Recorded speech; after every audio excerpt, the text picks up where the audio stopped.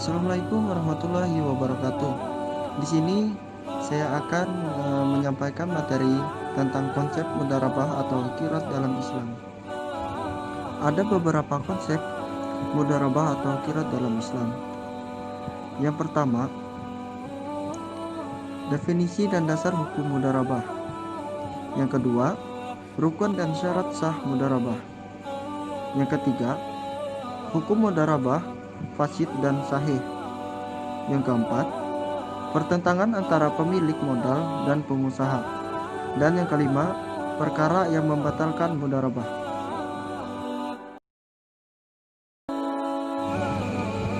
Yang A, definisi dan dasar hukum mudharabah.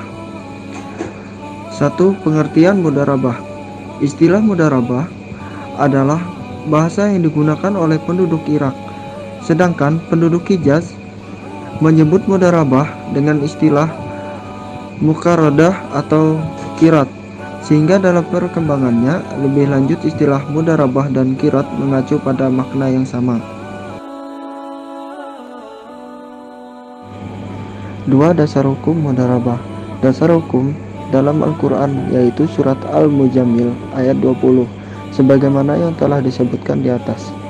Sedangkan landasan dari Al-Hadis yaitu artinya 3 perkara yang mendapat barokah di dalamnya, yaitu jual beli dengan cara kredit, memberikan modal kepada seseorang untuk berdagang atau mudharabah, dan mencampur gandum dengan tepung untuk keperluan rumah, bukan untuk diperjualbelikan. B. Rukun dan syarat sah mudharabah. Yang pertama, pemilik modal yang menyerahkan modal. Yang kedua, pekerja, yaitu pihak yang mengelola usaha. Yang ketiga, akad mudharabah yang terdiri dari ijab dan kabul antara pemilik modal dan pengelola usaha. C. Hukum mudharabah fasid dan sahih.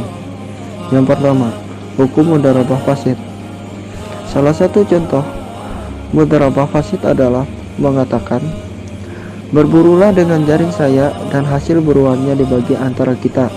Ulama Hanafiyah, Syafi'iyah, dan Hambaliyah berpendapat bahwa pernyataan termasuk tidak dapat dikatakan mudharabah yang sahih, karena pengusaha atau pemburu berhak mendapatkan upah atas pekerjaannya, baik yang mendapatkan buruan atau tidak. 2. Hukum mudharabah sahih. A. Tanggung jawab pengusaha. Ulama fikih telah sepakat bahwa pengusaha bertanggung jawab atas modal yang ada di tangannya, yakni sebagai titipan. Hal ini karena kepemilikan modal tersebut atas seizin pemiliknya. D. Pertentangan antara pemilik modal dan pengusaha. Yang pertama, perbedaan dalam mengusahakan atau tasyaruf harta. Yang kedua, perbedaan dalam harta yang rusak. Yang ketiga, perbedaan tentang pengembalian harta. Yang keempat, perbedaan dalam jumlah modal. Yang kelima, perbedaan dalam ukuran laba. E. Perkara yang membatalkan mudharabah. Yang pertama, tidak terpenuhinya salah satu atau beberapa syarat mudharabah. Yang kedua, pengelola dengan sengaja meninggalkan tugasnya sebagai pengelola modal atau pengelola modal berbuat sesuatu yang bertentangan dengan tujuan akad. Yang ketiga, apabila pelaksanaan atau pemilik modal meninggal dunia atau salah seorang pemilik modal meninggal dunia, maka mudharabah menjadi batal. Baik teman-teman, mungkin sampai di sini penjelasan konsep mudharabah atau qiraat dalam Islam. Kurang dan lebihnya saya mohon maaf.